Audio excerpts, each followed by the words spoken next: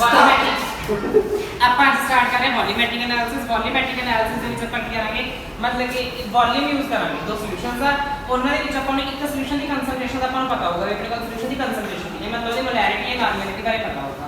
ਇੱਕ ਸੋਲੂਸ਼ਨ ਹੋਊਗਾ ਆਪਣੇ ਕੋਲ ਅਨਨੋਨ ਕਨਸੈਂਟ੍ਰੇਸ਼ਨ ਦਾ, ਜਿਹਦੀ ਆਪਾਂ ਨੂੰ ਕਨਸੈਂਟ੍ਰੇਸ਼ਨ ਬਾਰੇ ਕੋਈ ਨੌਲੇਜ ਨਹੀਂ ਹੋਈ, ਠੀਕ ਹੈ। ਆਪਾਂ ਉਹਨਾਂ ਦੋਨਾਂ ਦੀ ਕਰਾਵਾਂਗੇ ਟਾਈਟ੍ਰੇਸ਼ਨ। ਜਿਵੇਂ ਆਪਾਂ ਕਹਿੰਦੇ ਐਸਿਡ ਦੇ ਵਿੱਚ ਬੇਸ ਐਡ ਕਰਦੇ ਆ, ਕੋਈ ਨਿਊਟਰਲਾਈਜੇਸ਼ਨ ਪੁਆਇੰਟ ਆ ਜਾਂਦਾ, ਠੀਕ ਹੈ। ਤਾਂ ਇਸੇ ਤਰ੍ਹਾਂ ਮਤਲਬ ਕਿ ਆਪਾਂ ਇਹਨਾਂ ਦੀ ਕਰਾਵਾਂਗੇ ਟਾਈਟ੍ਰੇਸ਼ਨ। ਟਾਈਟ੍ਰੇਸ਼ਨ ਤੋਂ ਬਾਅਦ ਜਿਵੇਂ ਰਾਜੇ ਆਪਣੇ ਕੋਲ ਹੋਊਗਾ ਮੋਰ ਸਾਲਟ। ਆ ਜਿਹੜਾ ਅੱਜ ਆਪਾਂ ਕਰਨਾ ਹੈਗਾ, ਆਪਾਂ ਬਣਾਉਣਾ ਹੈਗਾ ਮੋਰ ਸਾਲਟ ਦਾ ਸੋਲੂਸ਼ਨ, ਤੇ ਆਪਾਂ ਨੇ KMnO4 ਸੋਲੂਸ਼ਨ ਦਿੱਤਾ ਹੋਊਗਾ। KMnO4 ਸੋਲੂਸ਼ਨ ਦੀ ਆਪਾਂ ਨੂੰ ਕਨਸੈਂਟ੍ਰੇਸ਼ਨ ਬਾਰੇ ਨਹੀਂ ਪਤਾ ਹੋਊਗਾ। ਆਪਾਂ KMnO4 ਔਰ ਮੋਰ ਸਾਲਟ ਇਹਦੀ ਟਾਈਟ੍ਰੇਸ਼ਨ ਕਰਵਾ ਕੇ,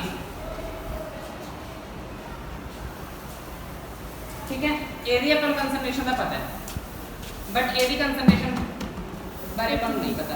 ਆਪਾਂ ਇਹਨਾਂ ਦੀ ਟਾਈਟ੍ਰੇਸ਼ਨ ਕਰਵਾ ਕੇ ਇਹਦੀ ਕਨਸੈਂਟ੍ਰੇਸ਼ਨ ਫਾਈਂਡ ਆਊਟ ਕਰਾਂਗੇ। Give me all you've got if you're prepared to break the silence.